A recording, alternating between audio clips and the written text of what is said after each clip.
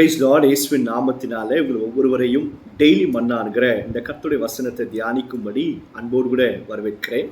இன்றைக்கு கர்த்தருடைய ஆவியானவர் நம்மோடு கூட பேச போகிறார். இதுவரைக்கும் நீங்கள் இந்த சேனலுக்கு சப்ஸ்கிரைப் பண்ணலை அப்படின்னா தயவு செய்து சப்ஸ்கிரைப் பண்ணுங்கள். நீங்கள் அறிந்த மற்றவர்களுக்கும் இந்த கர்த்தருடைய வசனத்தை ஷேர் பண்ணுங்கள். நிச்சயமாய் கர்த்தர் உங்களை ஆசீர்வதிப்பார். இன்றைக்கு கர்த்தருடைய வசனத்தை யோபு 42வது அதிகாரம் 2ஆம் வசனத்தை நாம் வாசித்து தியானிக்க போகிறோம். தேவரீர் சகலத்தையும் செய்ய வல்லவர், நீர் செய்ய நினைத்தது தடைபடாது என்பதை அறிந்திருக்கிறேன். யோபு பக்தன் தெய்வத்தை நோக்கி, கர்த்தரை நோக்கி நிறைய கேள்விகளை கேட்டுக்கொண்டே இருந்தாராம்.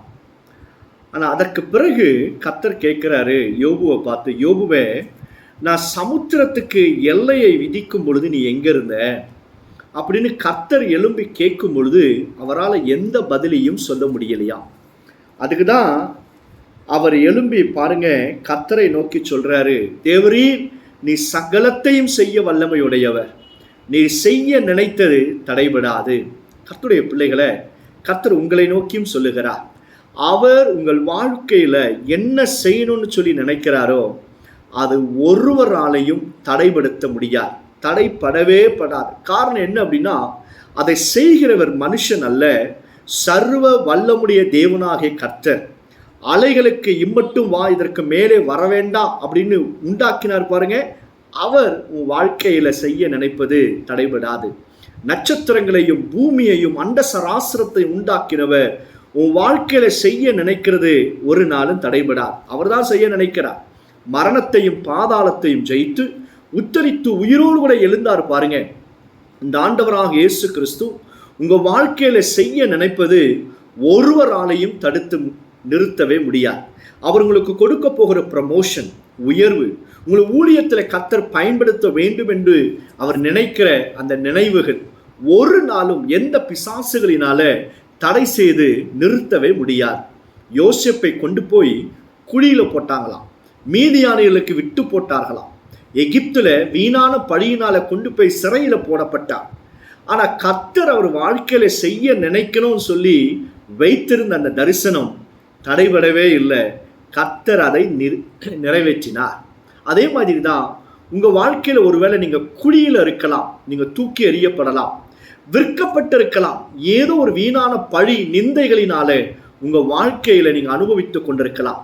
எது எப்படியா இருந்தாலும் சரி, கர்த்தர் சொல்லுகிறார், அவர் உங்கள் மேல வைத்திருக்கிற நினைவுகளையும் திட்டங்களையும் எந்த மனுஷனாலேயோ சூழ்நிலையினாலேயோ அவைகளை தடுத்து நிறுத்தவே முடியாது. காரணம் என்ன அப்படின்னா, இந்த தேவனாகிய கர்த்தர் சர்வ வல்லமுடைய தேவன்.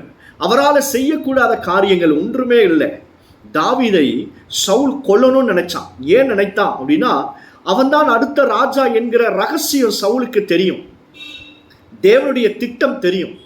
அதனால இந்த தாவீதை சவுல் கொல்லும்படியாக பல முறை முயற்சித்தான், முடியலை. கடைசியா சவுலே தாவீதை ஆசீர்வதிக்கிறார். நீ மென்மேலும் பலப்பட்டு பெரிய காரியங்களை செய்வாய் என்று சொல்லி எந்த சவுல் கொல்லணும்னு நினைச்சானோ அவனே தாவீதை ஆசீர்வதிக்கும்படியாக செய்தார். இஸ்ரவேலின் 2வது ராஜா தாவீது. தாவீதுடைய பிள்ளைகள் அந்த காரியங்களை ஆண்டார்கள், தேசத்தை ஆண்டார்கள். சவுல் மறைந்தே போயிட்டான். தேவன் வைத்திருக்கிற திட்டங்களை நம்ம வாழ்க்கையில எந்த மனுஷனால பிசாசுகளினால தடை செய்து நிறுத்தவே முடியாது. இதை மனதில் கொள்ளுங்க. இதை நீங்க அறிந்து கொண்டிருந்தா போதும். எதை அறியணும்? நாம் ஆராதிக்கிற தேவன் சர்வ வல்லமையுடையவர். அவர் எதை வேண்டுமானாலும் செய்ய வல்லமையுடையவர். அவர் செய்ய நினைத்தது ஒருவராலையும் தடைவிடார். உன் வாழ்க்கையை கர்த்தர் ஆசீர்வதிக்க விரும்புகிறார். உன் குடும்ப வாழ்க்கையை கர்த்தர் மீண்டுமாக ரிவைவ் பண்ணி உயிர்த்தல செய்ய போகிறார். உன்னை ஆண்டவர் ஆசீர்வதிக்க போகிறார், ஊழியத்தில் பயன்படுத்த போகிறார். மனம் கசந்து அழுது கொண்டிருக்கிற அழுகையை கர்த்தர் களிப்பாக மாற்ற போகிறார். அவர் உங்க வாழ்க்கையில வைத்திருக்கிற திட்டங்களை எந்த பிசாசுகளினாலையும் எந்த மனுஷனாலையும் தடை செய்ய முடியாது.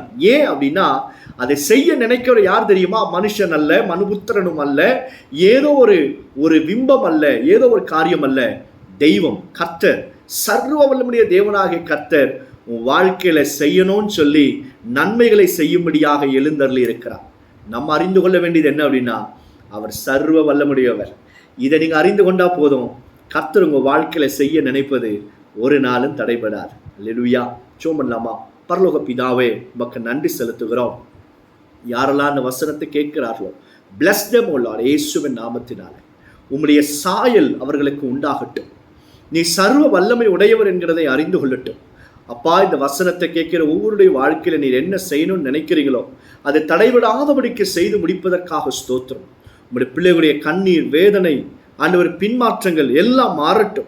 சத்துருவின் கிரியைகள் எல்லாம் கர்த்தருடைய அக்கினியினால சுட்டரிக்கப்படட்டும். ஆண்டவர் பெரிய காரியங்களை செய்யும். இயேசுவின் நாமத்தினால ஜெபிக்கிறோம் பிதாவே. ஆமென். ஆமென். God bless you all.